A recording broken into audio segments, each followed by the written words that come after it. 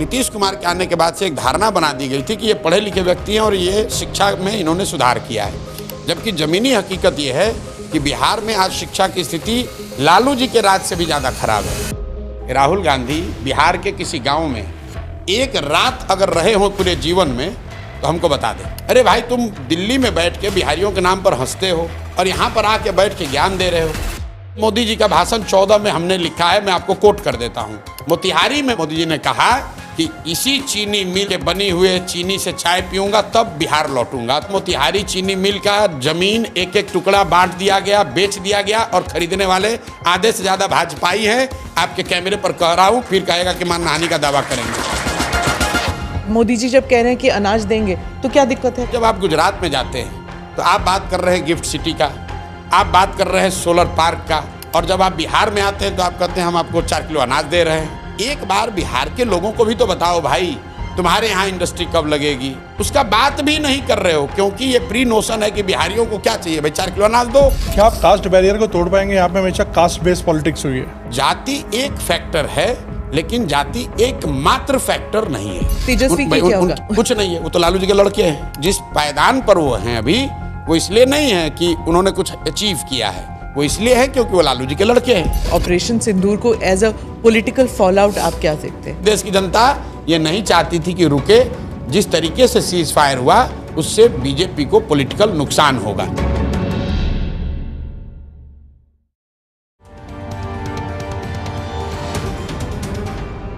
Namaste, Jai Hind. You're watching or listening to another edition of the ANI podcast with Smita Prakash. This episode is being filmed in Patna, Bihar. My guest in this episode is Prashant Kishore. He's a well-known political strategist who has worked with many top leaders and parties across India, including Mr. Narendra Modi, Mamata Banerjee, Nitish Kumar, Stalin and several others. He was born in Bihar and is now trying to make a mark in his home state through his own political party, the Jan Swaraj. Can Prashant Kishore challenge or end the long-standing political dominance of Lalu Yadav and Nitish Kumar in Bihar?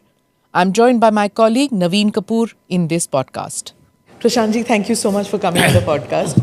I'm looking forward to our conversation. My pleasure. देश आपको king maker के तौर पर जानता है, political strategist के तौर पर। अब आप नेता बन गए हैं, ट्रांजिशन कैसा रहा है? नहीं, काम वही कर रहे हैं जो पहले कर रहे थे।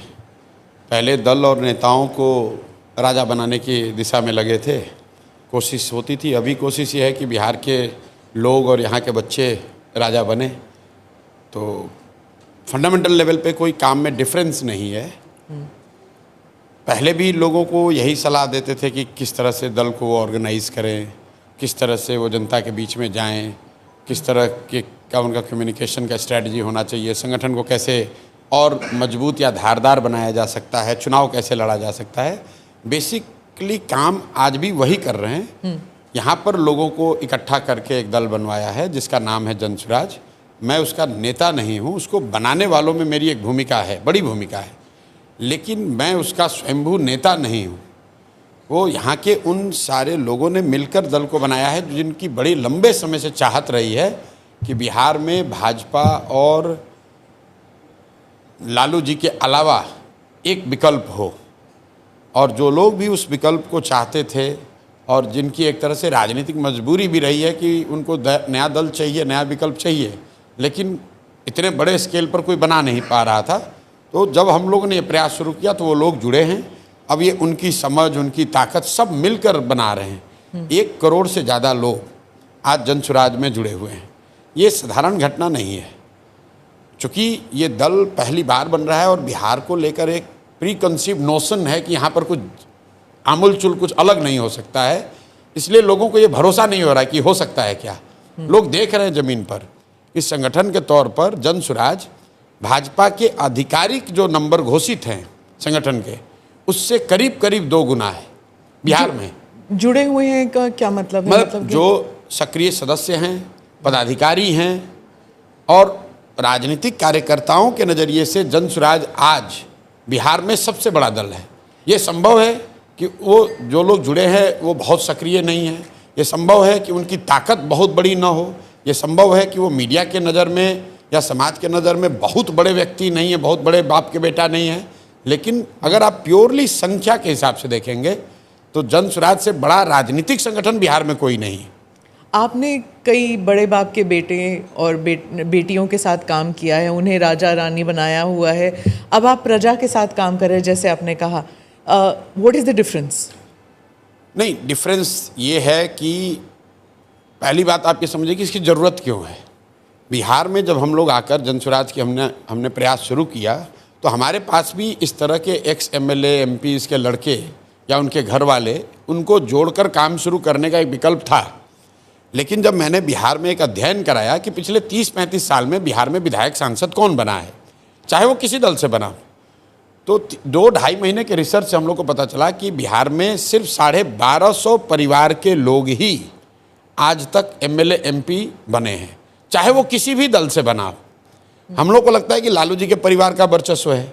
आप लालू जी की बात छोड़ दीजिए, भाजपा को ले लीजिए, जो दावा करता है कि भाई हम परिवार से गाइडेड नहीं हैं। भाजपा में आज सबसे बड़े नेता के तौर पर यहाँ पर उनके डिप्टी सीएम हैं सम्राट चौधरी जी। सम्राट चौधरी जी के पिताजी शकुनी चौधरी। जब बिहार में कांग्रेस का शासन था तो शकुनी चौधरी जी उसमें विधायक और मंत्री थे। फिर जब लालू जी का शासन आया तो शकुनी चौधरी जी उसमें भी विधायक मंत्री बने। उसके बाद नीतीश जी का शासन आया तो उसमें भी शकुनी चौधरी जी विधायक मंत्री थे। फिर मांझी जी मुख्यमंत्री बने, उसमें भी शकुनी चौधरी विधायक मंत्री बने। और आज जब भाजपा का प्रभाव बढ़ा है तो उसमें भी उनको कोई दूसरा कुशवाहा नहीं मिला, उनको भी शकुनी चौधरी का लड़का ही मिला। पर प्रशांत जी, जब भी कोई मुख्यमंत्री बनता है तभी प्रशांत किशोर ही उनके स्ट्रेटेजिस्ट होते हैं, वो भी तो होता है। नहीं, मैं दूसरी बात कर रहा हूँ। आपने कहा कि प्रजा के साथ काम क्यों कर रहे हैं, ये बात मैं आपको एग्जाम्पल इसलिए दे रहा हूँ कि बिहार में आप जो कोई भी नेता बन रहा है वो किसी न किसी विधायक या सांसद का ही लड़का है। और उसकी वजह क्या है? क्योंकि एंट्री बैरियर इतना बड़ा बना दिया गया है कि भाई अगर आपकी जाति की संख्या नहीं है, आपके पास करोड़ों रुपए नहीं, आप बाहुबली नहीं हैं, आपका कोई गॉडफादर नहीं है, तो आप राजनीति में नहीं आ सकते हैं। उसको तोड़ने के लिए जन स्वराज ने ये प्रयास जो शुरू किया है कि अगर आप में क्षमता है, अगर आप में समाज के प्रति चेतना है, अगर आप बिहार में कुछ नया करना चाहते हैं तो व्यवस्था की चिंता मत कीजिए, वो चिंता जन स्वराज करेगी। आप आइए और राजनीति में जुड़िए और कुछ अच्छा कीजिए। और ये सोचकर बहुत बड़ी संख्या में लोग जुड़े हैं। लेकिन वो चेहरे, अब विधायक का लड़का होता तो तुरंत मीडिया में खबर बनती, लेकिन वहाँ वो 3 बार का मुखिया है या 10 साल से वहाँ स्वयंसेवी संस्था चला रहा है या वहाँ पे स्कूल चला रहा है, तो वो मीडिया के लिए संख्या है, बहुत बड़ा उस चेहरा नहीं है। इसलिए इतनी बड़ी संख्या होने के बावजूद कई बार लोग कहते हैं कि और दूसरा कौन है, दूसरा कौन है। भाई यहाँ पर सैकड़ों अधिकारी, रिटायर्ड ऑफिसर्स, डॉक्टर्स, लॉयर्स, मैं आपको दावे के साथ कह रहा हूँ कि बिहार में कोई जिला आप उठा लीजिए, वहाँ के सबसे बड़े डॉक्टर, वहाँ के सबसे बड़े वकील, वहाँ से सबसे नामी गिरामी जो पदाधिकारी होगा, कभी रहा हो किसी सर्विस में, स्टेट सर्विस में या इंडियन सर्विसेज में, उसमें से बहुतायत लोग, 50% से ज़्यादा लोग आज जन स्वराज में हैं, सक्रिय सदस्य हैं, बड़ी भूमिका में हैं। अब धीरे धीरे उनकी पहचान राजनेता के तौर पर भी हो जाएगी। आम आदमी पार्टी मॉडल भी था ना, जब आम आदमी पार्टी स्टार्ट हुआ था तो उनका भी यही मॉडल था कि सर्विस सेक्टर से जो जिनकी एंट्री नहीं हो पा रही ट्रेडिशनल पॉलिटिकल पार्टीज़ में, तो वो आम आदमी पार्टी, तो ये विकल्प वाली राजनीति उनकी भी तो है ना। नहीं, आम आदमी पार्टी और जन स्वराज में फंडामेंटल डिफरेंस आप समझिए क्या है। आम आदमी पार्टी आंदोलन से निकली हुई एक व्यवस्था थी, अन्ना आंदोलन से निकली थी, और मेरा आंदोलनों में कोई यकीन ही नहीं है। मैं कैमरे पे कहता हूँ, मैं आंदोलन और क्रांति में बिलीफ नहीं करता हूँ, क्योंकि ह्यूमन हिस्ट्री को अगर आप पढ़ेंगे तो फ्रेंच रेवोल्यूशन को अगर आप अपवाद के तौर पर हटा दें तो किसी भी क्रांति से समाज का बहुत बड़ा सृजनात्मक काम नहीं हुआ है। क्रांति और आंदोलन को हम लोग कभी कभी ऐसा समझते हैं कि इससे सुधार होगा, नहीं। क्रांति और आंदोलन समाज में किसी व्यवस्था को हटा सकता है, किसी को पद से हटा सकता है, सल्तनत को उखाड़ सकता है, वो नई व्यवस्था नहीं बना सकता है। जैसे बिहार के नज़रिए से देखिए, यहाँ जेपी का आंदोलन हुआ, इंदिरा जी की सत्ता खत्म हो गई, लेकिन उससे बिहार सुधरा नहीं। तो अन्ना का आंदोलन हुआ, उससे यूपीए की सरकार चली गई, लेकिन उससे नई व्यवस्था नहीं बन गई। नई व्यवस्था बनाने के लिए तो नए लोगों को आना पड़ेगा। तो सृजन का एक अपना काल है। तो आम आदमी पार्टी और जन स्वराज में एक बेसिक डिफरेंस ये है कि हम लोग आंदोलन से निकले हुए लोग नहीं हैं। दूसरा फ़र्क ये है कि हम लोग ये नहीं कह रहे कि हम 10 अच्छे लोग हैं जिनके पास कोई सिल्वर बुलेट है जो बिहार को सुधार देगा। 2.5 साल हो गए मुझे यहाँ काम करते हुए, आप मेरा एक भी स्पीच नहीं सुना सकते जहाँ मैं ये कह रहा हूँ कि भैया आप जनसुराज को वोट दे दो, प्रशांत किशोर को वोट दे दो और हम आएंगे तो ये 4 चीज़ करेंगे जिससे सुधर जाएगा। हम ये उल्टी बात कह रहे हैं कि भाई 1 प्रशांत किशोर आए या 10 प्रशांत किशोर आए, सुधार तब तक नहीं होगा जब तक बिहार के लोग नहीं सुधरेंगे। दोनों में फ़र्क है। तीसरी बात, हम लोग बिल्कुल गांधी और अंबेडकर को लेकर ही चल रहे हैं, उसमें कहीं कोई दो मत नहीं है। हम लोग रेवोल्यूशनरी नहीं हैं, हम लोग इंक्रीमेंटल चेंज की बात कर रहे हैं। सोसाइटी को सुधारे बगैर नहीं राजनीति सुधर सकती है। ये मेरा अपना 10 साल का अनुभव है, जो मैंने गांधी को पढ़ा समझा है, उसको ग्रास रूट पर इम्प्लीमेंट करने की कोशिश कर रहे हैं। इसलिए आम आदमी पार्टी से कोई तुलना इसकी नहीं है। प्रशांत जी, आपने बोला 1250 परिवार ऐसे हैं या फैमिलीज हैं जिससे बनते हैं नेता और हटते हैं, क्या आप इनको बाहर करेंगे अपनी पार्टी में? इस पर लंबी चर्चा पार्टी में हुई। हमारे कई साथियों ने तो ये कहा कि इसको संविधान में ही लिख दिया जाए कि उन 1200 साढ़े 1200 परिवार के लोगों को जनसुराज में जगह नहीं मिलेगी। लेकिन सारी चर्चा के बाद ये निकला कि नहीं, इसको अगर हम लोग बार कर देंगे कि कोई भी उसमें से नहीं आएगा तो संभव है कि उसमें से कोई बहुत अच्छा व्यक्ति भी छूट जाए। लेकिन मैं इतना आपको कह सकता हूं कि अगर जनसुराज से 243 लोग चुनाव लड़ेंगे तो उसमें 90% से ज़्यादा लोग ऐसे होंगे जो शायद जीवन में पहली बार चुनाव लड़ रहे होंगे या उनका इन 1250 परिवारों से कोई लेना देना नहीं होगा। क्या आप कास्ट बैरियर को तोड़ पाएंगे? यहाँ पे हमेशा कास्ट बेस्ड पॉलिटिक्स हुई है। नहीं, ये देखिए, मैं इसका बड़ा इस पर ऑब्जेक्शन करता हूँ। आप लोग पूरे इंडिया में नेटवर्क चला रहे हैं, जब आप बिहार में आते हैं तो ये कहते हैं कि बिहार में कास्ट बेस्ड पॉलिटिक्स होती है। ये फैक्ट नहीं है। आप बताइए कि आप कर्नाटक में जाते हैं तो क्या वहाँ लिंगायत और बोका लिग्गा फैक्ट नहीं है? हम ये नहीं कह रहे वहाँ नहीं हो रही, हम कह रहे हैं यहाँ हो रही। तो क्या आपने किसी कर्नाटक के मुख्यमंत्री के दावेदार से, नेता से, सांसद से पूछा कि भाई कर्नाटक में आप कास्ट बैरियर तोड़ पाएंगे? क्या आंध्र प्रदेश में कम्मा रेड्डी कापू का राजनीति नहीं हो रहा है? लेकिन जब आप चंद्रबाबू नायडू और जगन मोहन रेड्डी को इंटरव्यू करते हैं तो उससे ये नहीं कहते कि कास्ट बैरियर आंध्र में तो बिहार में पूछेंगे ना। नहीं, वहां पर भी आपने नहीं पूछा है, आज तक नहीं पूछा किसी ने नहीं। ये बिहार के प्रति कहीं ना कहीं बायस दिखाता है। आप जब योगी जी को इंटरव्यू करते हैं तो ये नहीं पूछते हैं कि यूपी में आप कास्ट बैरियर तोड़ पाइएगा। आप मुझे अगर पूछा है तो मुझे भेजिए लिंक, मैं भी राजनीति में ही हूँ। मेरे भाई गुजरात में खाम थियरी हमने पढ़ा सुना देखा है। खाम थियरी क्या है? क्षत्रिय, हरिजन, आदिवासी, मुस्लिम, कांग्रेस उसी से राज करती थी। उसको तोड़ने के लिए भाजपा वालों ने पटेल और अदर ओबीसी का कॉम्बिनेशन बनाया। क्या आपने मोदी जी से, केशुभाई पटेल से, बघेला जी से या कांग्रेस के नेताओं से ये पूछा कि भाई आप गुजरात में कास्ट के बैरियर को कैसे तोड़ेंगे? देखिए, कास्ट भारत में एक सच्चाई है, समाज की सच्चाई है। जो भी बात समाज की सच्चाई होगी वो राजनीति में भी आपको दिखेगा। उसका डिग्री अलग अलग हो सकता है, लेकिन अगर समाज में कास्ट है तो राजनीति में भी कास्ट होगा। समाज में भ्रष्टाचार है तो राजनीति में भी भ्रष्टाचार होगा। समाज में अगर हिंदू मुस्लिम की भावना है तो राजनीति में भी दिखेगा। तो ये बात नहीं है कि खाली बिहार में ही ऐसा है। अब मैं आता हूँ आपके सवाल पे। बिहार में भाई पिछले 15 साल से भाजपा को बड़ी सफलता मिल रही है लोकसभा के चुनाव में। ज़्यादातर लोगों का मानना है कि भाजपा को सफलता नहीं मिल रही, मोदी जी के नाम पर वोट पड़ रहा है। अब एकदम ध्यान से सुनिए, आपने कहा कि बिहार में कास्ट बेस्ड पॉलिटिक्स है, हर आदमी कास्ट पे वोट करता है, और बिहार में आप ये कह रहे हैं कि मोदी जी के नाम पर वोट पड़ रहा है। तो मोदी जी के जाति के बिहार में कितने लोग रहते हैं ये बता दीजिए, और अगर नहीं रहते हैं तो उन लोगों ने मोदी जी को वोट कैसे किया है? अगर हर आदमी जाति पर ही वोट कर रहा है तो बिहार में मोदी जी को वोट किसने किया ये बता दो, क्योंकि मोदी जी के जाति का तो बिहार में कोई नहीं है। इसका मतलब ये है कि लोग जातियों से अलग हट के भी मोदी जी के नाम पर वोट किए हैं, चाहे वो हिंदूवादी होने के नाम पर करे, हिंदू मुस्लिम के लिए करे, राम मंदिर के लिए करे, विकास के लिए करे, वो एक अलग मुद्दा है, राष्ट्रवाद के लिए करें, लेकिन जाति के नाम पर तो नहीं कर रहे हैं। लालू जी को देख लीजिए, लालू जी को आप लोग कहते हैं बिहार में MY समीकरण है, Y तो उनकी जाति हुई, M मुस्लिम हुए, 18% मुसलमान है। वो लालू जी के जाति का तो नहीं है। वो लालू जी को क्यों वोट करता है? वो इसलिए नहीं कर रहा है कि वो जाति का है, इसलिए कर रहा है कि वो भाजपा को वोट दे नहीं सकता है, तो डर के मारे लालू जी को देता है। तो जाति एक फैक्टर है, लेकिन जाति एकमात्र फैक्टर नहीं है। पर आपके लिए कई सारे एनालिस्ट कहते हैं कि जब विधानसभा चुनाव करीब आएंगे तो सब यही उठाएंगे कि प्रशांत किशोर जो हैं ये स्वर्ण जाति के हैं, और देखिए- आपकी जाति भी एक रोल प्ले कर सकती है नहीं, इसमें? देखिए ऐसा है कि अगर आप पैदा हुए हैं भारत में तो किसी न किसी जाति में आप पैदा हुए हैं, तो उसका यहाँ पर बोलबाला उस- नहीं है ना स्वर्ण जाति का मैं- फिर ये पॉलिटिक्स में? आपको किसने कहा? मान लीजिए नीतीश कि- जी नहीं है, एक मिनट, लालू जी नहीं बस है। मैं आ रहा हूँ। नीतीश जी की जाति का कब बोलबाला था यहाँ पर? नीतीश जी की जाति की कितनी संख्या है बिहार में?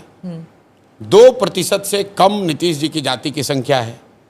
तो नीतीश जी जब तक मुख्यमंत्री नहीं बने थे तो क्या हमने किसी एनालिस्ट ने कहा था कि उनकी जाति का बोलबाला हो जाएगा बिहार में? और मेरी जाति का बोलबाला क्यों होना चाहिए? भाई बोलबाला तो अच्छी सरकार का होना चाहिए, लेकिन ये जो धारणा है कि आपकी जाति की संख्या ज़्यादा होगी तो आप जीत पाएंगे, ये सिर्फ बिहार नहीं, पूरे इंडिया का हमसे आंकड़ा ले लीजिए। ज़्यादातर राज्यों में जो सबसे ज़्यादा संख्या वाली जातियों के नेता हैं वो मुख्यमंत्री या टॉप पोस्ट पर नहीं पहुंचते हैं। आप आंध्रा को उठा के देखिए, आंध्रा में सबसे बड़ी जाति दलितों के बाद कापू की है, लेकिन वहाँ मुख्यमंत्री कौन बन रहा है? वो कम्मा बनते हैं या रेड्डी बनते हैं। महाराष्ट्र में भी आप देख लीजिए, जिनकी सबसे बड़ी जाति की संख्या वो नहीं बनते हैं। गुजरात, जिसकी जो सबसे बड़ी जाति की संख्या होती है उसका राज्य के टॉप पोस्ट पर पहुंचना। मोदी जी की जाति के कितने लोग गुजरात में हैं? शरद पवार जी के जाति के महाराष्ट्र के लोग सबसे ज्यादा तो संख्या इस में थोड़ी हिसाब ना से है। तो आप मुख्यमंत्री बन जाएंगे फिर। मेरी बात नहीं हो रही है, मैं आपको एक दूसरी बात बताने नहीं की कोशिश बनेंगे। कर रहा हूं कि जिसकी संख्या ज्यादा होती है उसको शुरुआती ताकत उसकी ज्यादा दिख सकती है। आप लालू जी के नजरिए से देखिए, लालू जी की जाति की संख्या मान लीजिए 17 है, तो क्या 17% लोग सरकार बना सकते हैं? जब तक दूसरे लोग उसमें जुड़ेंगे नहीं तब तक किसी भी जाति की संख्या इतनी नहीं है कि वो अपने दम पर किसी की सरकार बनवा दे या पूरी व्यवस्था बदल दे। अब जब आप एक डोमिनेंट कास्ट से आते हैं तो दूसरी सारी जातियां सामाजिक राजनीतिक तौर पर उससे डरती हैं और वो गोलबंद होती हैं। इसलिए आप देखते हैं कि पूरे देश में आप एनालिसिस करवा के देख लीजिएगा, अभी का ही नहीं, पिछले 20 साल का, ज़्यादातर मोस्ट डोमिनेंट कास्ट के रिप्रेजेंटेटिव जो होते हैं, लीडर होते हैं, वो समाज में टॉप पोजीशन पे उस राज्य में पहुंचने में उनको दिक्कत है।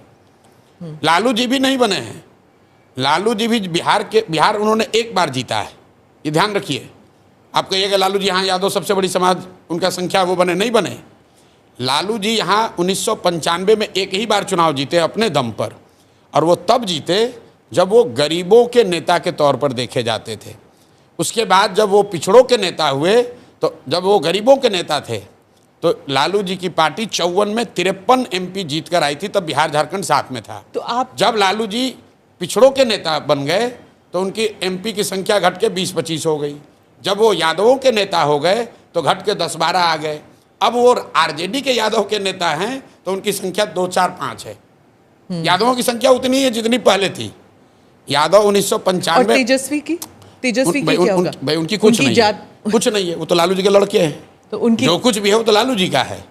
मैं आपको लालू जी की जर्नी बता रहा हूँ। तो मैं आपको अभी भी तेजस्वी जो है वो लालू जी के बिल्कुल। अच्छा आप legacy- बताइए, अगर लालू जी का नाम न हो तो उनकी क्या पहचान है आपके लिए? हमारी बात छोड़ दीजिए, यूथ लीडर नहीं भाई आप बताइए अगर आपके नजर में है तो। नहीं, आप प्रजा के बीच भाई में अच्छा हैं। चलिए, आप बहुत होगा तो उनको यूथ लीडर कहिएगा ना। हाँ। बिहार का नेता तो नहीं कहिएगा।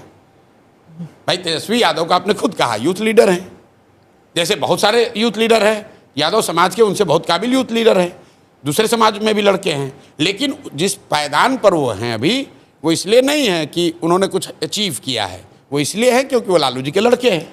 आप कैसे एक डिफरेंशिएटर, जो आजकल एक बड़ा कैची वर्ड है कि बिहार पॉलिटिक्स में, आप डिफरेंशिएटर फिर कैसे होंगे? क्योंकि आपने बोला उन 1200 परिवार पे भी कंसेंसस ये बना कि ले लेंगे, जाति पे भी आपको कोई ऐसा ऑब्जेक्शन नहीं है कि हम इस पे भी हम काम कर सकते हैं, तो कैसे आपकी पार्टी डिफरेंशिएट करेगी दूसरी पार्टी से? देखिए, मुझे क्या डिफ्रेंशिएट, हम लोग क्या कर रहे हैं? बिहार में पहली बार पलायन की बात हो रही है। आपने आज तक यही सुना होगा कि जब आप लोग सवाल करते हैं नीतीश कुमार से, लालू जी से, भाजपा के नेताओं से कि भाई पलायन, बिहार के बाहर बच्चे बाहर जाते हैं, उनके साथ दुर्व्यवहार होता है, उनको कोई मार देता है, तो यहाँ के नेता अभी तक क्या कहते रहे? कह रहे भाई अगर बिहार के लड़के दिल्ली नहीं जाएंगे तो दिल्ली की व्यवस्था ठप हो जाएगी, हम लोग पंजाब नहीं जाएंगे तो वहाँ खेत नहीं कटेगा, मुंबई की सब व्यवस्था ठप हो जाएगी। 3 बरस पहले सबसे पहले हमने बिहार में आके ये शुरू किया कि नहीं, बिहार के बच्चे के कंधे पर अगर दिल्ली की व्यवस्था चल रही है तो ये कोई गौरव की बात नहीं है। ये गौरव की बात नहीं है कि हम लोग के बच्चे मजबूरी में 10-12 हज़ार रुपये के चक्कर में बॉम्बे में जाकर ठेला लगा रहे हैं, रिक्शा चला रहे हैं या साफ़ सफाई का काम कर रहे हैं। काम कोई ख़राब नहीं है, लेकिन अपने बाल बच्चों का पेट भरने के लिए मजबूरी में अगर उस लड़के को दिल्ली बॉम्बे जाना पड़ रहा है तो ये गलत है, ये रुकना चाहिए। इसलिए 3 बरस में सबसे पहले जनसुराज ने खड़ा किया है कि बिहार की सबसे बड़ी समस्या भ्रष्टाचार नहीं है, बिहार की सबसे बड़ी समस्या मंदिर मस्जिद नहीं है, बिहार की सबसे बड़ी समस्या जाति नहीं है, बिहार की सबसे बड़ी समस्या पलायन है। क्योंकि पलायन से सिर्फ गरीब नहीं प्रभावित है, गरीब का बच्चा तो मजदूरी करने जा ही रहा है, मध्यम वर्गीय परिवार के बच्चे भी पलायन कर रहे हैं क्योंकि उनको पढ़ाई करने के लिए बाहर जाना पड़ रहा है। जो संभ्रांत परिवार के लोग हैं उनको भी बिहार से पलायन करना पड़ रहा है क्योंकि बीमार पड़ते हैं तो उनको इलाज के लिए दिल्ली जाना पड़ता है। तो पलायन यहाँ सबसे बड़ी समस्या है, ये जनसुराज ने शुरू किया है। दूसरी बात, एक नीतीश कुमार के आने के बाद से एक धारणा बना दी गई थी कि ये पढ़े लिखे व्यक्ति हैं और ये शिक्षा में इन्होंने सुधार किया है, जबकि ज़मीनी हकीकत ये है कि बिहार में आज शिक्षा की स्थिति लालू जी के राज से भी ज़्यादा खराब है। वो इसलिए कि इन्होंने जो शिक्षा को लेकर नीति अपनाई, लालू जी के ज़माने में या लेगेसी बिहार की ये रही है कि बिहार में शिक्षा व्यवस्था बहुत अच्छी कभी नहीं थी, लेकिन हर डिस्ट्रिक्ट में 2-4-5 सरकारी विद्यालय ऐसे ज़रूर थे जहाँ से पढ़ लिख कर आप आगे बढ़ सकते थे। हम लोग खुद सरकारी विद्यालय में पढ़े हैं, वहाँ से पढ़कर आए, पटना कॉलेज आए, साइंस कॉलेज आए और आप जीवन में आगे बढ़ सकते थे। नीतीश जी जब आए तो इन्होंने एक व्यवस्था बनाई कि समतामूलक शिक्षा के नाम पर हर गांव हर पंचायत में स्कूल खोलो। इससे क्या हुआ, इनरोलमेंट बढ़ गया, बहुत ज़्यादा स्कूल की बिल्डिंग बढ़ गई, बजट यहाँ 60,000 करोड़ शिक्षा का हो गया। लेकिन हुआ ये कि जहाँ बिल्डिंग बनी वहाँ शिक्षक नहीं है, जहाँ शिक्षक है वहाँ बिल्डिंग नहीं है, जहाँ दोनों है वहाँ बच्चे नहीं हैं और पढ़ाई पूरी तरीके से चौपट हो गई। पूरे समाज और सरकार दोनों में शिक्षा को लेकर पूरी चेतना ही खत्म हो गई है। समाज की नज़र में भी स्कूल जो है वो साइकिल और पोशाक बांटने का सेंटर है। गांव में आप जाएंगे तो आपको लाखों बच्चे, हज़ारों बच्चे ऐसे मिलेंगे जिनका नाम सरकारी विद्यालय में है लेकिन वो पढ़ते हैं प्राइवेट स्कूल में, क्योंकि वो सरकारी लाभ लेते हैं सरकारी विद्यालय में नाम लिखाकर, लेकिन उनको मालूम है कि यहाँ पढ़ाई नहीं होना, पढ़ने के लिए हमको प्राइवेट स्कूल में जाना है। तो ये सबसे पहले ये बात जनसुराज ने उठाई। हम लोग सिर्फ 2 ही बात कह रहे हैं कि बिहार में भैया नाली गली बने न बने, स्कूल अस्पताल जब सुधरेगा तब सुधरेगा। सबसे पहले यहाँ पलायन रुकना चाहिए और बच्चों के पढ़ने की व्यवस्था होनी चाहिए। और दूसरा, जो डिस्ट्रेस कंडीशन में 60 साल से ज़्यादा के उम्र के लोग रह रहे हैं, आप बताइए पूरे देश में बिहार एकमात्र ऐसी जगह है जहाँ बूढ़े लोगों को 400 रुपया महीने का पेंशन दिया जाता है। 400 रुपया। इस महंगाई के ज़माने में 400 रुपया में वो बूढ़ी महिला इंतज़ार करती है 400 रुपये आने का, ताकि वो अपना दवा खरीद सके या साड़ी खरीद सके या खाना खा सके। 400 रुपया में वो क्या करती होगी, आपके और हमारे लिए अंदाज़ा लगाना भी मुश्किल है। और उस 400 रुपया में भी भ्रष्टाचार का आलम है कि 20 रुपया कमीशन काटा जा रहा है। आप किसको जिम्मेदार ठहराते हैं? हम लोग जिम्मेवार हैं, हम लोग जिम्मेवार हैं। बिहार के वो लोग जिम्मेवार हैं जो पढ़े लिखे हैं, जिन्होंने जीवन में कुछ हासिल कर लिया है और आज वो बिहार के लिए सोच रहे हैं, चर्चा कर रहे हैं, लेकिन वापस आकर यहाँ संघर्ष नहीं कर रहे हैं। मैं बार बार कहता हूँ कि आप इसलिए नहीं आ रहे कि आप कह रहे बिहार में कुछ नहीं हो सकता है। तो अब समय है कि आप परिणाम की चिंता मत कीजिए, प्रयास कीजिए। प्रशांत जी, किसी भी सरकारी ऑफिस में चले जाइए दिल्ली में, IAS ऑफिसर, IFS ऑफिसर, हमारे न्यूज़ मीडिया में सारे न्यूज़ चैनल सब कुछ बिहार के लोग ही चलाते हैं। ये भी एक बहुत बड़ा भ्रम है। और नहीं, जब हर जगह आप जाएंगे ना, कस्टम्स, इनकम टैक्स, हर जगह अगर ये सब चला सकते हैं, अगर बाकी संस्थाएं चला सकते हैं, तो ऐसे क्यों है कि बिहार में नहीं चला सकते? मैं आपको बता रहा हूँ, एक बहुत बड़ा ये भ्रम है कि बिहार से बड़े IAS IPS होते हैं बहुत लोग। IIT मैं बता रहा हूँ, जो भी रिजल्ट्स आते हैं सब बिहार के होते हैं। उसको ध्यान से देखिए जरा। IAS IPS IIT वो कर रहा है जो बिहार का है लेकिन बिहार से बाहर चला गया है। बिहार से IAS IPS आज से 20 साल पहले बनते थे। पटना जैक्सन हॉस्टल से 5 लोग तब करते थे, एक साइंस कॉलेज के कैवेंडिश और फैराडे से लड़के तब करते थे जब वहाँ पढ़ाई होती थी। आज बिहार से जो IIT कर रहा है वो बिहारी है, लेकिन वो कोटा में जाके कोचिंग कर रहा है। बिहार से जो IAS IPS बन रहा है वो बिहारी है, लेकिन वो दिल्ली में जाके पढ़ाई कर रहा है। यहाँ से जो मैं बात आपको बता रहा था कि लालू जी के टाइम में शिक्षा व्यवस्था बहुत खराब थी, लेकिन फिर भी कुछ इंस्टीट्यूशन थे जहाँ से लोग पढ़कर आगे बढ़ रहे थे। आज जो IAS IPS IIT कर रहे हैं, मेडिकल में जा रहे हैं, वो बच्चे बिहार के हैं, लेकिन वो बच्चे यहाँ नहीं पढ़ रहे हैं, वो पलायन जो मैंने आपको कह रहा हूँ, वो यहाँ से वो चले गए। 10वीं 12वीं के बाद परिवार ने अपना ज़मीन, चूँकि शिक्षा को लेकर लोगों के मन में ये है कि भाई गरीबी से निकलना है तो हमको IAS IPS बनना है, हमको लाल बत्ती चाहिए, ये गांव-गांव में क्लीसेड है। तो लोग अपना ज़मीन बेच कर भी जा रहे हैं। आप दिल्ली में जितने भी कॉलोनी है जहाँ लोग कोचिंग ट्यूशन कर रहे हैं, उसमें बहुतायत बिहार के लोग हैं। हाँ। कोटा में बहुतायत बिहार के लोग हैं। इंजीनियरिंग करने वाले किसी कॉलेज में आप बेंगलोर में जाइए, तमिलनाडु में जाइए, सब बिहार के लोग हैं। तो वो तो बिहार में होता तब बिहार का फायदा होता तो ना। आप क्या करेंगे अगर सरकार में आएंगे, अगर आप मुख्यमंत्री बनेंगे तो इसको कैसे? पहली बात कि मेरे मुख्यमंत्री की बात नहीं है, जन स्वराज ने जो फंडामेंटल 3 बातें कही हैं कि 15 साल से कम उम्र के बच्चों के लिए बिहार में इतनी अच्छी शिक्षा की व्यवस्था बनाई जाए कि वो व्यवस्था पर बोझ न बने, और उसके लिए हम लोग 2 काम कर रहे हैं। पहला तो ये कर रहे हैं कि हर गांव में स्कूल बनाने के बजाय हर प्रखंड में कम से कम हम लोग 5 विश्व स्तरीय विद्यालय बनाना चाहते हैं, जो नेतरहाट का मॉडल यहाँ पर बिहार में है। बिहार में नेतरहाट एक विद्यालय रहा है, अभी झारखंड में चला गया है। एक विद्यालय से 1500 से ज़्यादा IAS IPS बने हैं, और उस विद्यालय में जाने वाले ज़्यादातर लोग मध्यम या निम्न आर्थिक वर्ग से लोग आते थे।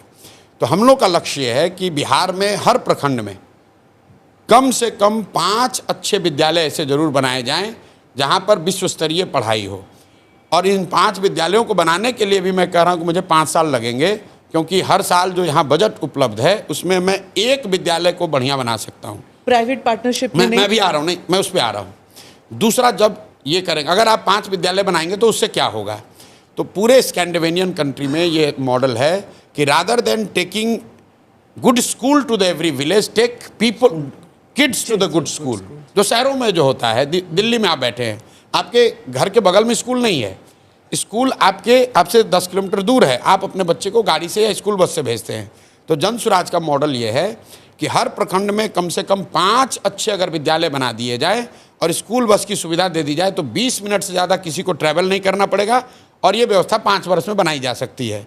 हम लोग का लक्ष्य है कि 10 साल में हर प्रखंड में 10 ऐसे विद्यालय बनाए जाए, हर साल एक, क्योंकि हमारे पास 15 से 20 हज़ार करोड़ रुपया ही ऐसा हम लोग स्पेयर कर सकते हैं जो कि इस पर खर्च हो। अब आप ये कहिए कि भाई आप 10 साल में इसको बनाएंगे तो दूसरों का क्या होगा, उनकी जीवन तो उनका रुकना नहीं है। उसके लिए हम लोग जो व्यवस्था बना रहे हैं, जो वेस्ट में व्यवस्था है कि गरीब लोगों को ये सुविधा दे दी जाए कि अगर आप अपने सरकारी विद्यालय से खुश नहीं हैं अपने इलाके के, तो आप अपने बच्चे को प्राइवेट स्कूल में भेजिए वहीं पर, और उसका जो एक रेगुलेटेड फीस है वो सरकार की ओर से दिया जाएगा। कुछ लोगों का ये कहना है कि अरे भाई ये कीजिएगा तो सब प्राइवेट में जाएगा। बिल्कुल नहीं जाएगा। अगर पटना में आज यहाँ बैठे लोगों को मैं पूछूं कि भाई तुम साइंस कॉलेज में पढ़ोगे कि प्राइवेट कॉलेज में पढ़ोगे, 100% लड़के कहेंगे मैं प्राइवेट साइंस कॉलेज में पढ़ूंगा। अगर आपसे पूछूं कि आपका लड़का पटना मेडिकल कॉलेज से मेडिकल करेगा कि रमैया से करेगा, रमैया का फीस भी सरकार भरेगी, तो आप कहेंगे नहीं भाई हमको तो पटना मेडिकल कॉलेज में जाना है। ये पूरे वर्ल्ड ओवर प्रूवन चीज़ है। तो हम लोग ये कह रहे हैं कि ये लोगों को ये अवसर दे दिया जाए कि अगर आपके एरिया में सरकारी विद्यालय के सेवा से आप खुश नहीं हैं तो आप प्राइवेट में पढ़ाइए, प्राइवेट का फीस हम लोग देंगे, क्योंकि सरकारी स्कूल भी फ्री नहीं है। हाँ। ये लोगों का नोशन है कि सरकारी विद्यालय फ्री है। भाई सरकारी विद्यालय को चलाने में औसतन यहाँ एक बच्चे पर करीब करीब प्राइमरी विद्यालयों का खर्चा आ रहा है 850 रुपया प्रति विद्यार्थी। 60,000 करोड़ रुपया खर्च हो रहा है, और जितने बच्चे उसमें पढ़ रहे हैं प्रति विद्यार्थी अगर आप निकालेंगे तो 850 रुपये खर्चा आ रहा है। और जो वहाँ पर प्राइवेट स्कूल है उसका खर्चा 400 है, 300 है, 250 है।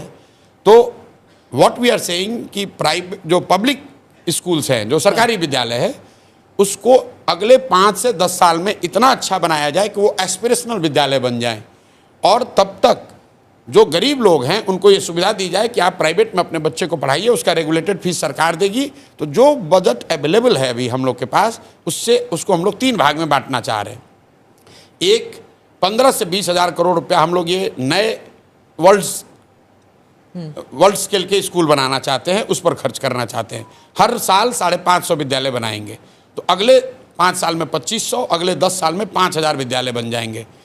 उस पर करीब करीब 5 लाख करोड़ रुपया हम लोग खर्च करना चाहते हैं। ऐसे तो आप 3 इलेक्शन जीतना होगा आपको। हम इलेक्शन जीतने के लिए काम नहीं कर रहे हैं। देखिए कोई आकर जब तक आप इलेक्शन नहीं जीतेंगे तब करेंगे 10 साल की बात कर रहे हैं। एक इलेक्शन अभी और एक इलेक्शन बाद में। जिस दिन काम कर दिया तो दूसरा इलेक्शन अपने आप बैठ के जीतेंगे, उसकी चिंता नहीं है।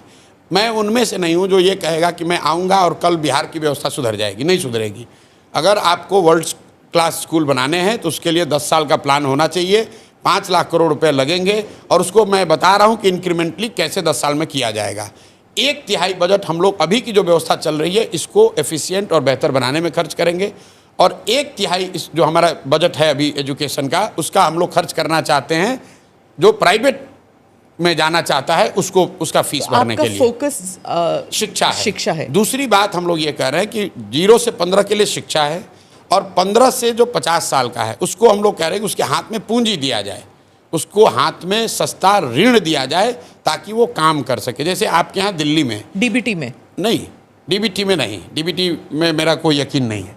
मैं सब्सिडाइज्ड, मैं इंटरेस्ट सबवेंशन की बात कर रहा हूं क्योंकि ग्लोबली अगर आप देखेंगे डेवलपमेंटल इकोनॉमिक्स के को पढ़ेंगे तो आप पढ़ेंगे तो उसको देखेंगे कि ग्रांट के मुकाबले soft loan are more effective. 3% loan पर, जैसे 1% लोन पर मोदी इंटरेस्ट पर मोदी जी ने बुलेट ट्रेन के लिए लोन लिया है तो समाज को, राष्ट्र को ये चिंता है कि भैया 1 लाख करोड़ रुपया वापस करना है। अगर जापान ने वही पैसा 1 लाख करोड़ रुपया आपको ग्रांट के तौर पे दे दिया होता तो लूटपाट हो जाएगा, कोई चिंता नहीं करेगा, हिस्सा हो जाता है, पाकिस्तान वाला हो जाएगा। तो ये ग्लोबली प्रूवन मॉडल है कि ग्रांट जब आपको मिलता है तो आप उसको रिस्पेक्ट नहीं करते हैं। तो बिहार में हम लोग इंटरेस्ट सबवेंशन स्कीम लाना चाहते हैं जहां आपको 10%, 12% ब्याज ना देना पड़े, 4% ब्याज देना पड़े अगर आप रोजी रोजगार का अवसर यहाँ पैदा करेंगे। और कृषि में भी ये नहीं, कृषि को मैं ला रहा हूँ दूसरे। तो पहले आप 3 फंडामेंटल चीज़ समझिए। 0 से 15 में हम चाहते हैं कि बच्चों के लिए पढ़ाई की व्यवस्था इतनी अच्छी हो कि वो आगे चलकर व्यवस्था पर बोझ ना बढ़े। 15 से 50 के लोगों को हम लोग वो पूंजी उपलब्ध कराना चाहते हैं ताकि वो अपने पैर पर खड़ा हो। वो पूंजी आएगा कहाँ से वो मैं आपको बता रहा हूँ। और 50 साल से ऊपर के जो लोग हैं जो ना पढ़ सकते हैं ना रोजी रोजगार कर सकते हैं, वो करीब करीब 1.5 करोड़ की आबादी है। उसके लिए मैं चाहता हूं कि 2,000 रुपये महीने की व्यवस्था हो जाए ताकि वो बेसिक डिग्निफाइड लाइफ जीत सके। फंडामेंटली यही 3 बात कह रहे हैं। अब मैंने आपको स्कूल की बात बताई कि इस शिक्षा को कैसे सुधारेंगे।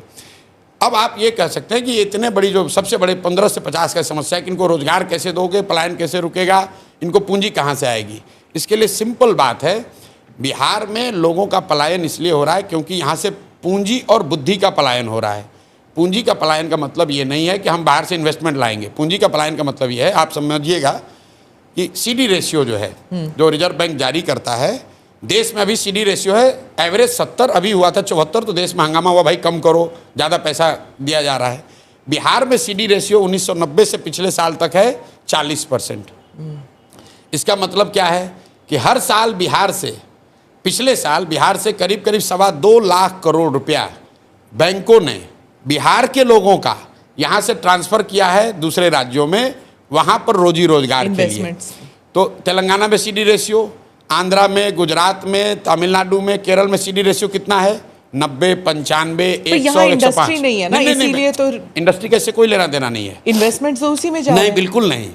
आप तो इतनी बड़ी पत्रकार हैं, आप जाकर देखिए कि जितनी बैंकिंग, HDFC जितना बैंक लोन देता है वो तो 2/3 लोन रिटेल लोन है, वो SME का लोन नहीं है, वो इंडस्ट्री का लोन नहीं है। सारी जो बैंकिंग इंडस्ट्री है 70% इंडिया की इकोनॉमी, 64% तो सर्विस सेक्टर में है। रिटेल भी तो नहीं रिटेल है, तो उसके लिए कंजम्पशन बढ़ना चाहिए। यहाँ पर आप अपने बच्चे को पढ़ाना चाहते हैं, उसके लिए लोन लेना है, उसके लिए इंडस्ट्री की क्या ज़रूरत है। आप मोटरसाइकिल खरीदना चाहते हैं, उसके लिए आपको पर्सनल लोन चाहिए। अगर आपको गाड़ी खरीदनी है, आपको यूट्यूब चलाना है, आपको एक छोटा दुकान खोलना है, उसके लिए इंडस्ट्री की क्या जरूरत है। अगर IT हब बन जाएंगे तो लोग आएंगे। मैं बिल्कुल उसके पक्ष में नहीं हूँ, वो लेटर स्टेज में होगा। जब तक यहाँ पर कंजम्पशन नहीं बढ़ेगा, look at the figure of per capita expenditure in Bihar. हम लोग इनकम की बात करते हैं, better economic indicator is expenditure indicator, कि लोग कितना खर्च कर रहे हैं। बिहार में पर कैपिटा एक्सपेंडिचर जो है वो देश में सबसे कम है। हाँ। तो आप जब खर्च ही नहीं करेंगे तो कोई इंडस्ट्री क्यों लगाएगा? जब पैसे है नहीं तो खर्च क्या करेंगे? हाँ, बिल्कुल सही बात। पैसे क्यों नहीं है? पैसे नहीं होने की 2 वजह है। एक तो आपकी इनकम कम है, और दूसरा जो पैसा है भी, वो पैसा जब आप बैंक में रखते हैं तो बैंक वाले उसको दूसरी जगह ट्रांसफर कर रहे हैं। There are only 2 source of credit.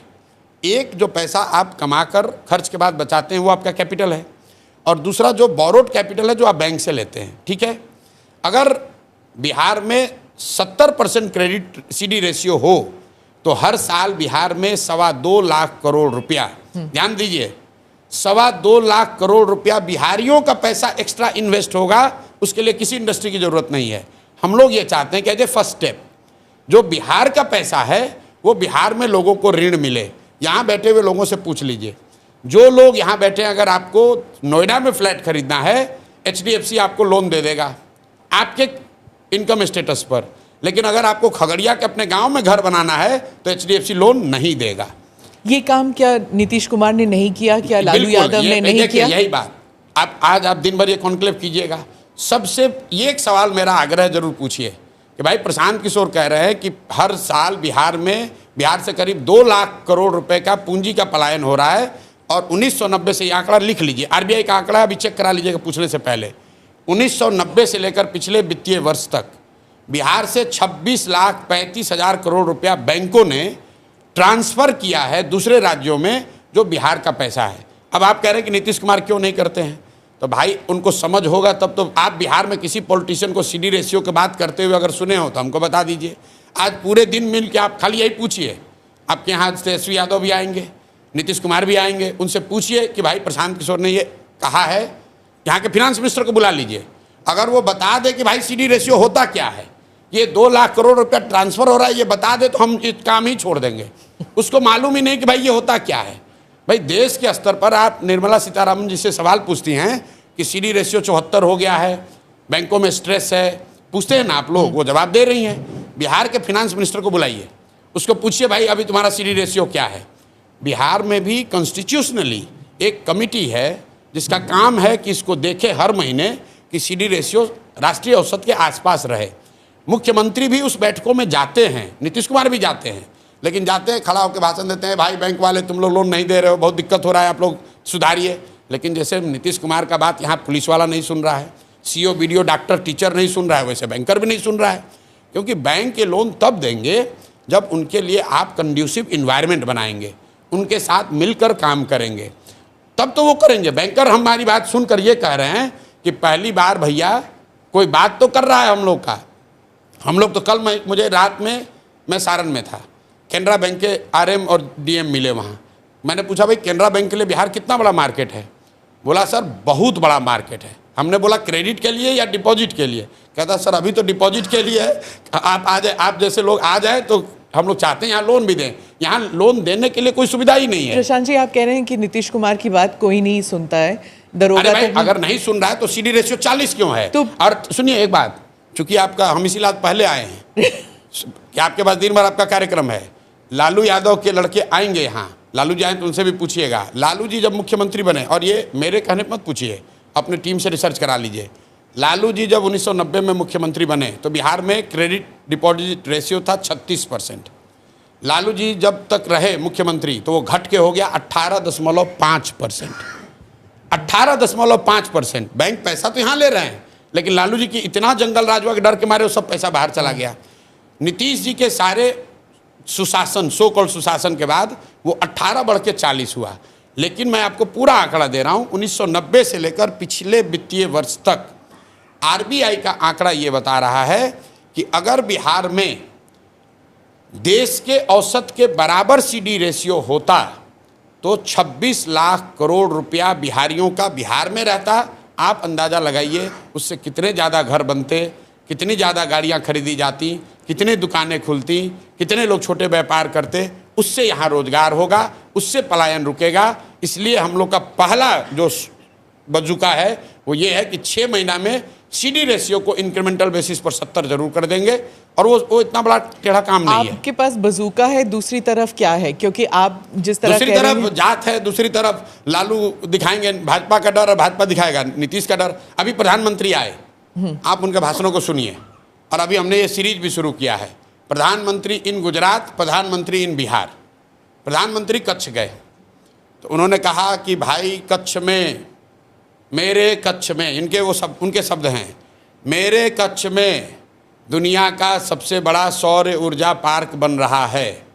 प्रधानमंत्री आए मधुबनी, उन्होंने कहा बिहारियों को, 9 करोड़ बिहारियों को 4 किलो अनाज देने की गारंटी है, ये मोदी की गारंटी है। भाई 4 किलो अनाज तो पूरे देश में बांटा जा रहा है। मोदी जी का एक भाषण हमको दिखाइए आप गुजरात में जहां उन्होंने ये बात कही हो कि हम 4 किलो अनाज दे रहे हैं। तो भाई जब आप गुजरात में जाते हैं तो आप बात कर रहे हैं गिफ्ट सिटी का, आप बात कर रहे हैं सोलर पार्क का, आप बात कर रहे हैं इन्वेस्टमेंट समिट का, आप बात कर रहे हैं कि गुजरात जब 75 साल का होगा तो वो कैसा दिखेगा। और जब आप बिहार में आते हैं तो आप कहते हैं हम आपको 4 किलो अनाज दे रहे हैं, हमने अयोध्या में मंदिर बना दी, हमने पाकिस्तान को 4 टुकड़ों में बांट दिया। अरे भाई बिहार को भी तो बताओ। फिर आप कह रहे हैं इंडस्ट्री चाहिए नहीं, हमें जरूरत ही नहीं है इंडस्ट्री। बिल्कुल हमने ये नहीं कहा कि नहीं चाहिए। आप बात नहीं समझे। हमारी प्रायोरिटी क्या है? हमारी पहली प्रायोरिटी है कि मुझे यहाँ से पूंजी का पलायन रोकना है। मेरी दूसरी प्रायोरिटी है कि जब मैं पूंजी का पलायन रोकूं तो उससे जो यहाँ ब्रेन ड्रेन हो रहा है, जो काबिल लोग हैं, कैपेबल लोग हैं, जिसकी आप चर्चा कर रहे हैं। 400 रुपए आप कह रहे थे, 400 रुपए में वो अनाज भी खरीद रही है। अब मोदी जी जब कह रहे हैं कि अनाज देंगे तो क्या दिक्कत है? फिर दिक्कत ये है कि तो 400 रुपए में वो साड़ी ले सकती है। यही बात आप तमिलनाडु में क्यों नहीं कहते हो? यही बात आप गुजरात में क्यों नहीं कहते हो? गुजरात में भी तो 4 किलो अनाज बट रहा है। ऐसा नहीं कि गुजरात में गरीबी नहीं है, ऐसा नहीं है कि सुनिए, नहीं यहाँ पे ना, ये भ्रम मत पालिए। गुजरात में श्रमिक नहीं, ऐसी बात नहीं है। गुजरात में हमने 3 साल गुजरात में काम किया है। गुजरात में भी 25% लोग की स्थिति वही है जो बिहार में है। 25% लोग भी गुजरात में भी उसी दशा में जी रहे हैं। ये जो 80 करोड़ लोग को अनाज दिया जा रहा है, 80 करोड़ लोग बिहार में थोड़ी रहते हैं, उसमें गुजरात में भी लोग हैं, तमिलनाडु में भी लोग हैं। बात इसकी है कि एज ए प्राइम मिनिस्टर, आप गुजरात के भी प्राइम मिनिस्टर हैं, बिहार के भी प्राइम मिनिस्टर हैं। गुजरात के लोगों ने आपका MP 25 जिताया है, तो हम लोगों ने 30-35 जिताया है।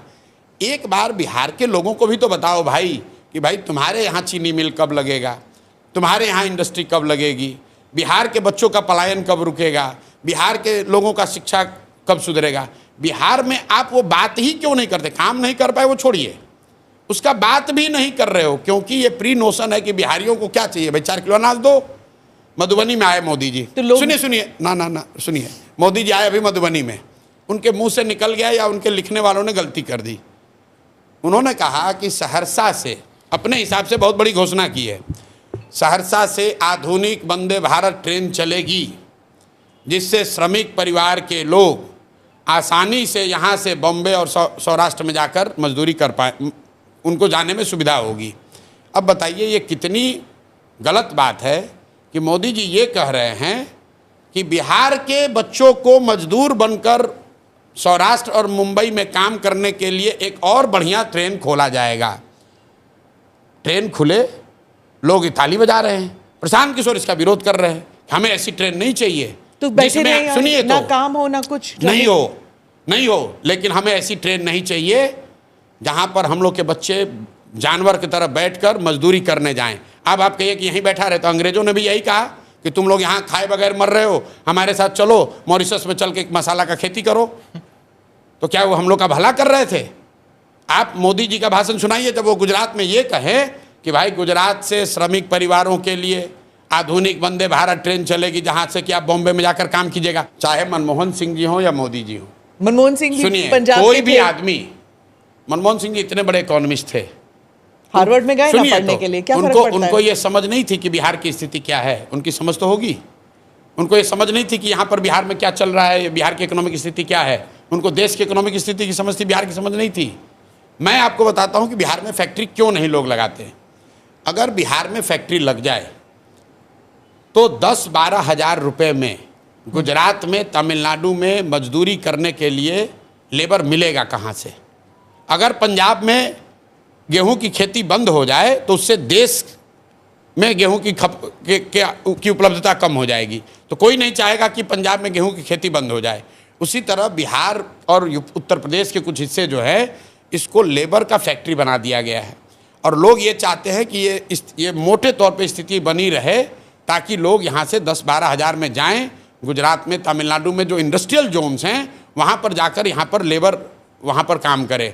अगर बिहार में फैक्ट्री लग जाए, ऐसा आप तो मोदी जी को खूब जानते हैं, मोदी जी अगर कह दें तो किस उद्योगपति की आज देश में इतनी हिम्मत है कि वो बिहार में उद्योग नहीं लगाएगा?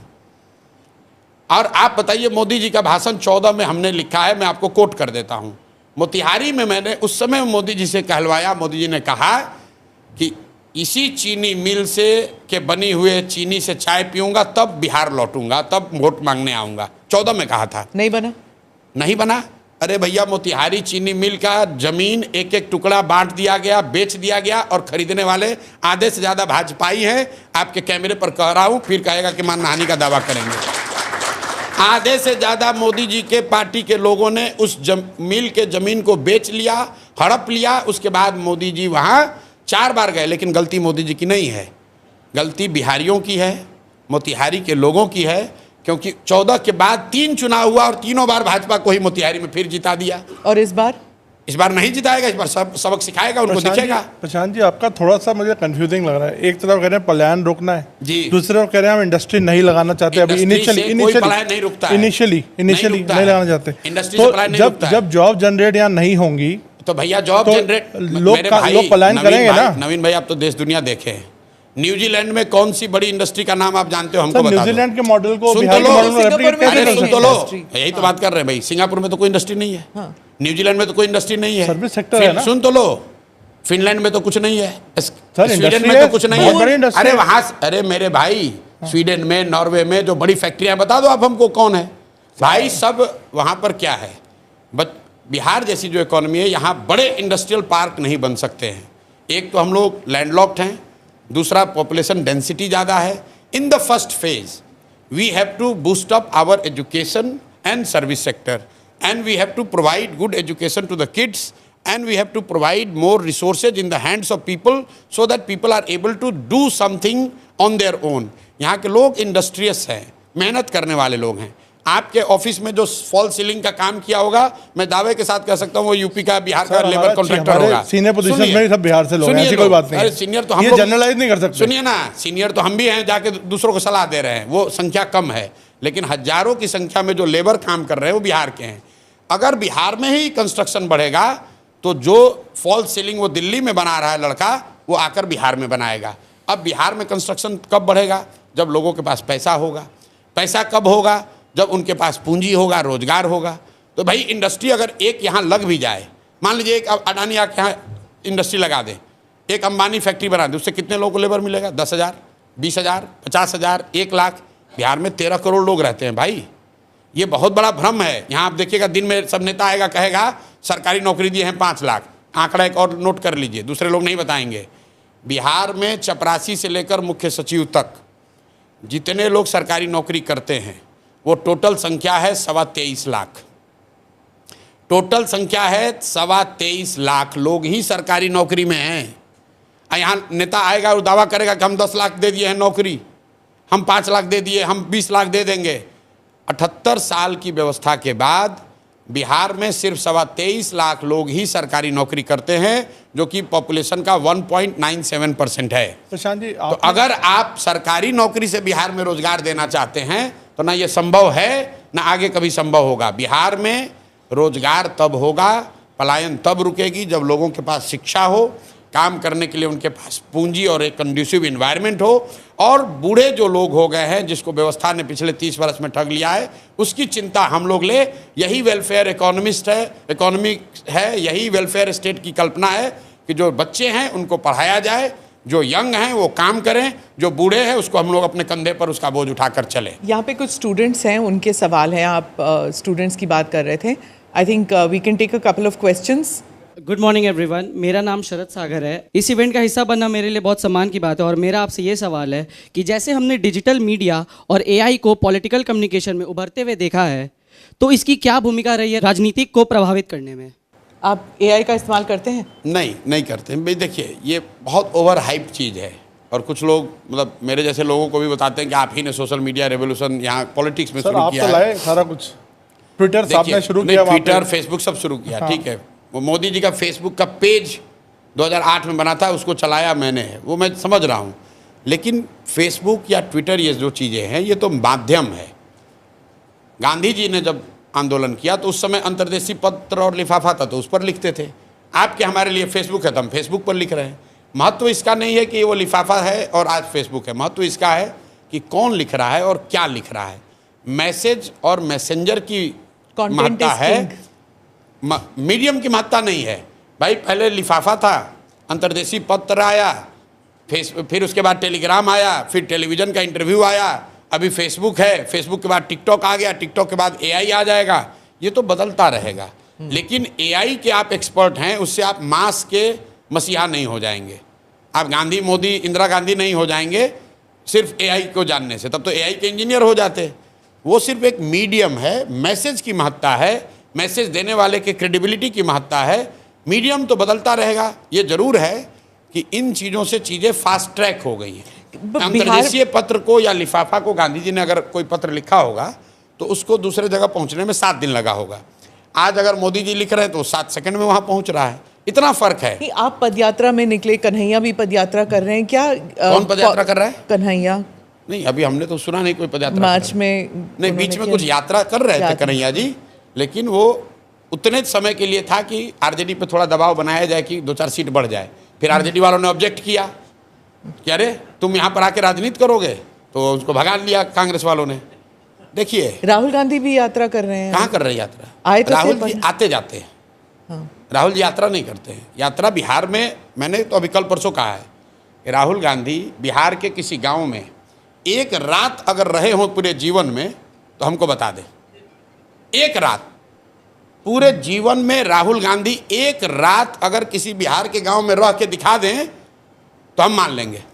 अरे भाई, तुम दिल्ली में बैठ के बिहारियों के नाम पर हंसते हो और यहाँ पर आके बैठ के ज्ञान दे रहे हो।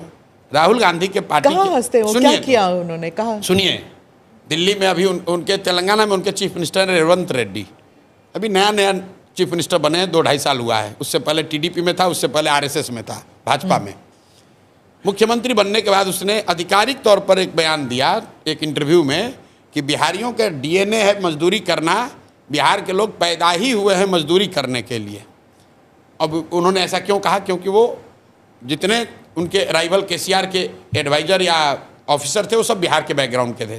तो वो ये कह रहा था कि तेलंगाना की हालत इसलिए ख़राब है कि सब बिहारी चला रहा है, और उसको जस्टिफाई करने के लिए एक लाइन और कह दिया कि बिहारियों का तो डीएनए मजदूरी करना है, इस सबको ब्यूरोक्रेट बना के रखा है केसीआर ने।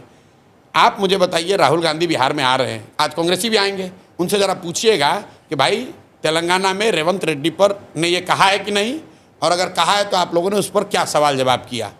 आप बिहारियों को कहते हो कि तुम पैदा हुए हो मजदूरी करने के लिए और बिहार में आकर बड़ा बड़ा ज्ञान दोगे। भाई, मोदी जी से पूछा जा रहा है कि 1,25,000 करोड़ रुपया का जो घोषणा आप हाथ उठा के किए थे वो पैसा कहाँ गया? तो राहुल गांधी से भी पूछिए, लोग भूल गए हैं। इसी गांधी मैदान में राजीव गांधी ने 1989 में, ध्यान रखिए, 1989 में Rajiv Gandhi as a prime minister 50,000 crore की घोषणा 1989 में, जो कि 1,25,000 करोड़ से भी ज़्यादा थी। इसी गांधी मैदान से उन्होंने कहा था कि मैं बिहार को डेवलपमेंटल हब बनाऊंगा, इसको मैं अपना डेवलपमेंट का एक्सपेरिमेंटल हब बनाऊंगा, और 50,000 करोड़ रुपए की घोषणा उन्होंने गांधी मैदान से की थी। वो पैसा कहाँ गया? अडवाणी जी ने उसके भी बाद कहा वो था कह ना, जब सकते हैं, विभाजन हुआ था, उसके बाद वो कह सकते हैं कि भैया हम चुनाव हार गए। तो उसके बाद यूपीए की 10 साल सरकार रही, नरसिम्हा राव 5 साल मुख्यमंत्री रहे, प्रधानमंत्री रहे, 15 साल कांग्रेस की केंद्र में सरकार रही है। बिहार के लिए क्या किए हो बताओ? और अगर गाली नहीं दे रहे हो बिहारियों को, तो राहुल गांधी का तो रेवंत रेड्डी लाडले मुख्यमंत्री हैं। काहे कहा कि बिहार का आदमी मजदूरी करने के लिए पैदा हुआ है, और राहुल गांधी उस पर बयान नहीं देंगे? भाई, सिखों के साथ जाति हुई तो कांग्रेसियों ने माफ़ी मांगी ना कि भाई हम माफ़ी मांगते हैं, तो बिहारियों से माफ़ी मांगिए, तब आके बिहार में कीजिए कैंपेन। और अगर बिहारी सिर्फ मजदूरी करने के लिए पैदा हुए हैं तो तुम काहे आ रहे हो वोट मांगने? तेलंगाना में ही वोट मांग के काम चला लो। बिहार में काहे आके घूम रहे हो भाई? बिहार में क्यों घूम रहे हो? कांग्रेस का कितना रहेगा इस बार आपके हिसाब से? कितने सीट आएंगे? जितना लालू जी भीख में देंगे उतना रहेगा। भाई, कांग्रेस का यहाँ क्या औकात है? देखिए, सब लड़के भी ताली बजा रहे हैं। उनको मालूम है बिहार में कांग्रेस जो है वो उसका कोई वजूद नहीं है। ये पिछले 25-30 साल से लालू जी का झोला ढोने वाले पार्टी हैं। मैंने कैमरे पर कहा है, अब ANI पर कह देता हूँ, राहुल गांधी बड़ी बड़ी बात करते हैं, उनमें राजनीतिक गूदा है। तो एक बार अपने दम पर बिहार में चुनाव लड़के दिखा दें, या वो खाली लालू जी से बराबरी का सीट मांग ले, 40% सीट मांग लो भाई। तेजस्वी जो है, जो बार बार कह रहे थे कि मुख्यमंत्री वही बनेंगे अगर गठबंधन सरकार में आती, तो फिर पर एक कमरे में मीटिंग हुई थी और खरगे जी और राहुल गांधी ने कुछ कह दिया और उसके बाद तेजस्वी अब नहीं कहते कि मुख्यमंत्री तेजस्वी जी इस बात पर ठीक है। तेजस्वी यादव को खरगे और राहुल गांधी से पूछने की जरूरत नहीं है। अगर राजद गठबंधन की सरकार बनती है तो उसके मुख्यमंत्री तेजस्वी होंगे और उसका अप्रूवल राहुल गांधी को नहीं देना है, उसका अप्रूवल लालू जी को देना है और लालू जी ने वो अप्रूवल दिया हुआ है। यहाँ की राजनीति, राजद की गठबंधन की राजनीति के मुखिया लालू जी हैं, राहुल गांधी नहीं है, खड़गे नहीं है। जो लालू जी चाहेंगे वो होगा और लालू जी यही चाहेंगे कि उनके परिवार का लड़का और रहे। दूसरी तरफ जो भाई देखिए, बीजेपी 15 और में, मैं आपको एक चीज अपना अनुभव बता दूं, 15 में मैंने एक महागठबंधन की यहाँ मदद की है और हमने देखा है कि कांग्रेसियों की क्या स्थिति है। हम लोगों ने कहा कांग्रेस को कि 40 सीट दे दीजिए, तो लालू जी 10 दिन तक हम लोग को कहते, उलाना देते थे, कह रहे यार काहे 40 को इसको दे दिया, हम तो 20-25 को पे बना लेते ही सबको, तुम लोग झूठो इसको 40 दे दिए हो। तो लालू जी जो फेंकेंगे वही कांग्रेस लेगी। हाँ, राजनीतिक दल के तौर पर हाथ पांव मारना उनका काम है। भाई कांग्रेस के यहाँ जो प्रभारी है उसको बुला के कह दीजिए कि कितना मिनिमम सीट होगा जिसके नीचे नहीं जाओगे, बता दो।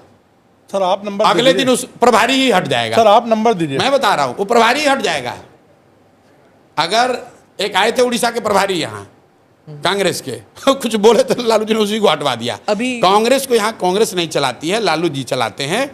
लालू जी जैसे चाहेंगे वैसे होगा, क्योंकि गांधी परिवार से उनका जो रिलेशन है, गांधी परिवार के प्रति उनका एक ऑब्लिगेशन है। गांधी परिवार को लगता है कि जब सोनिया गांधी के विदेशी होने का मामला उठा उस समय लालू यादव ने उनकी मदद की, उसका वो कर्ज वापस कर रहे हैं, चाहे उसके एवज में बिहार के लोगों का भविष्य बर्बाद हो जाए तो कोई चिंता की बात नहीं। सर, अंत में एक सवाल मैं ऑपरेशन सिंदूर पे करना चाहती हूँ कि ऑपरेशन सिंदूर को एक एज अ मिलिट्री ऑपरेशन आप कैसे देखते हैं और as a political fallout आप क्या देखते हैं? देखिए, ऑपरेशन सिंदूर, मैं कोई मिलिट्री का विशेषज्ञ हूँ नहीं और मैं उनमें से नहीं हूँ जो कहूँगा कि देश के बाहर और विपक्ष क्या कर रहा है। मैं सरकार की बात मान लेता हूँ।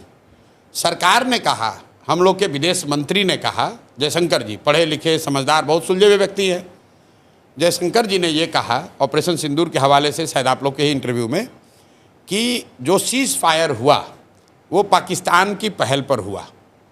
तो मैं भाई जयशंकर जी की बात को मानता हूँ। तो अगर पाकिस्तान के पहल पर सीज फायर हुआ, इसका मतलब कि पाकिस्तान दबाव में था, पाकिस्तान की हालत खराब थी। जो हारता है वही तो सीज फायर के लिए हाथ जोड़ कर आएगा। तो अगर पाकिस्तान दबाव में था 1 दिन या 2 दिन के सिंदूर, ऑपरेशन सिंदूर के बाद, तो भाई आप काहे सीज फायर किए? आपको 2-4 दिन और चलने देना चाहिए था, वो पाकिस्तान को मार के सेना वाले ठंडा कर देते। तो ये तो सरकार अपनी ही बात में फंसी हुई है। सरकार ये कह रही है कि मिलिटरीली ये सक्सेसफुल है। तो जब सक्सेसफुल था, पाकिस्तान घुटने पर आ गया था, आपसे सीज फायर के लिए रिक्वेस्ट कर रहा था, in the words of foreign minister Jaishankar, तो आपने सीज फायर किया क्यों? देश की जनता तो यही पूछ रही है कि भाई सीज फायर ये अचानक से क्यों हो गया? ट्रंप जी अपना अलग डफली बजा रहे हैं कि हमने अमेरिका से ही करा दिया। तो भाई ट्रंप की बात को हम क्यों मानेंगे? हम तो अपने देश की बात, सरकार की बात मानेंगे। हमारे देश की सरकार कह रही है कि पाकिस्तान के रिक्वेस्ट पर सीज फायर किया गया।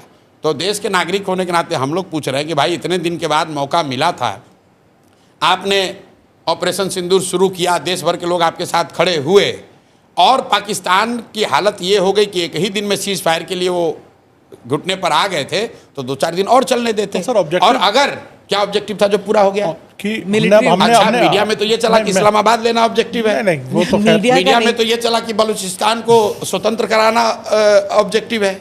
मीडिया में तो ये चला कि जैसे इंदिरा जी ने, सुनिए ना भाई, हम कैसे बोल रहे हैं, मैं बोल रहा हूं भाई, लोगों ने ये कहा, सुनिए, अमित शाह जी ने कहा है पार्लियामेंट में कि हम लोग वो लोग हैं जो देश के लिए जीने मरने वाले हैं, पाकिस्तान ऑक्यूपाइड कश्मीर को लेना हमारा लक्ष्य है।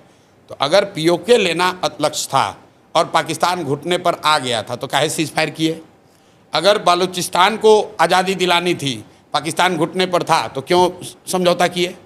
आप ही बता दो भाई कि अगर पाकिस्तान डर गया था या घुटने पर था तो क्यों समझौता किए? और अगर नहीं था तो फिर आप जो बता रहे हो वो गलत है। दोनों बात तो सही नहीं हो सकती है। और ये बात सिर्फ जो जयशंकर जी ने कहा है उसी पर कह रहा हूँ। ट्रंप साहब तो कह ही रहे कि हम इंडिया को डरवा, इंडिया पाकिस्तान को दोनों को बुला के डांटे और इन लोगों ने समझौता करा दिए। हम ट्रंप की बात पर नहीं जा रहे हैं, हम जयशंकर की बात कह रहे हैं। एंड तो कहीं होता है ना, क्या एंड? तो भाई वही एंड, मतलब लोग तो ये पूछ रहे हैं कि भाई आपने सायरन बजवाया, प्रैक्टिस करवाया, तो हम लोग तो तैयार थे 2-4-5 दिन के लिए। एक ही दिन में खाए सीज फायर कर दिए, 2-4 दिन और चलने देते, पीओके ले लेते हम लोग, तब आप कर लेते। बालूचिस्तान अलग हो जाता तब हम लोग कर लेते। अगर पीओके ले लेते इंदिरा जी तो ने समझौता कर लिया तो भाई कम से कम बांग्लादेश को अलग करा दिया ना, तो कुछ तो आप कर लेते। जो टेरर इंफ्रास्ट्रक्चर है वो तो ध्वस्त हुआ ना, ध्वस्त हो गया। विजुअल तो है, चले भाई रिकॉर्ड कर लो, विजुअल तो है। आप सरकार की ओर ना विजुअल तो ठीक ही है, आप ये कह सकते हैं कि टेरर इंफ्रास्ट्रक्चर पाकिस्तान का ध्वस्त हो गया, कुछ डैमेज हुआ, तो सर लोग ये चाह रहे हैं कि जब मौका मिल गया था तो पूरा ही साफ कर देते। तो समतल थोड़ी ना कर सकते, एक मुल्क एक न्यूक्लियर अच्छा तो उसके डर से रुक गए, कहीं तो रोकना पड़ेगा ना। तो ये पहले बता देते कि भाई हम शुरू करेंगे लेकिन न्यूक्लियर के डर से फिर रुक जाएंगे, तो पहले ही बता देते देश को भाई। अरे भाई आप ये बता दो कि चाहते क्या थे। मैं ये समझता था कि आपका उद्देश्य ये है कि टेरर इंफ्रास्ट्रक्चर पूरी तरीके से ध्वस्त कर दिया जाएगा, वो कोई नहीं कह सकता है कि हो गया है, कुछ टेरर इंफ्रास्ट्रक्चर को नुकसान हुआ होगा। दूसरा उद्देश्य अगर ये था कि आप पीओके को स्वतंत्र करा देते, वो तो हुआ नहीं। आप बलूचिस्तान के लोग वहाँ शुरू हो गए गुजोश में आके कि हम लोग तो अलग कराएंगे, अब इंडिया मदद करने वाला है, तब तक हम ही लोग भाग लिए। ये तो मीडिया कह रहा था ना, सरकार ने तो कभी नहीं कहा कि बलूचिस्तान को आजादी देना एक लक्ष्य था भारत का, ये तो कभी कहा नहीं। वो तो जैसे इंदिरा जी के भी टाइम में उन्होंने ये थोड़ी ना कहा शुरू में होगा कि हम बांग्लादेश को स्वतंत्र कराना हमारा लक्ष्य है। ये तो बीजेपी के स्वयंभू नेताओं ने कहा कि अरे आपने इंदिरा जी को क्या देखा, हम तो पाकिस्तान को 4 टुकड़ा में कर देंगे, हम बलूचिस्तान बना देंगे, हम पीओके ले लेंगे। तो भाई कर लेना था। फिर आप कह रहे हैं भाई वो तो न्यूक्लियर स्टेट है, तो भाई न्यूक्लियर स्टेट वो एक ऑपरेशन सिंदूर होने के बाद थोड़ी ना बना, वो तो पहले से भी था। वो तो असेसमेंट मोदी जी जैसे विद्वान लोगों ने किया ही होगा पहले से।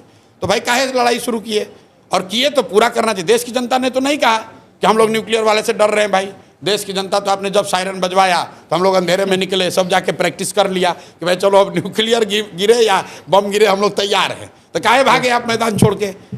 इसका नुकसान है।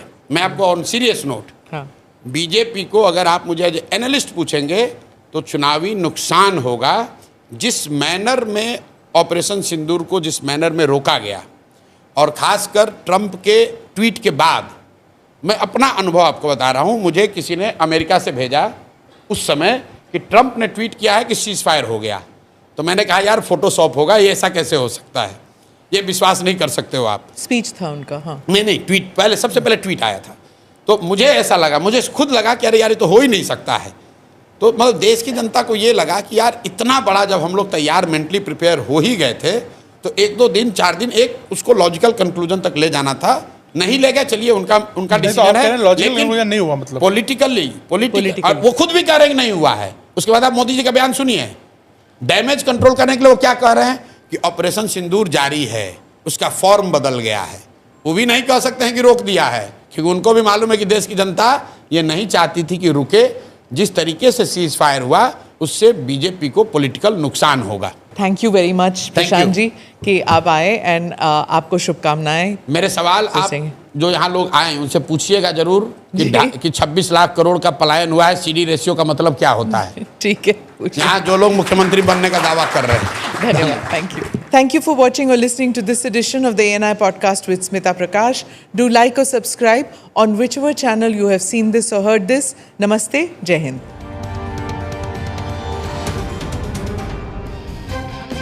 Click here to watch the previous episodes.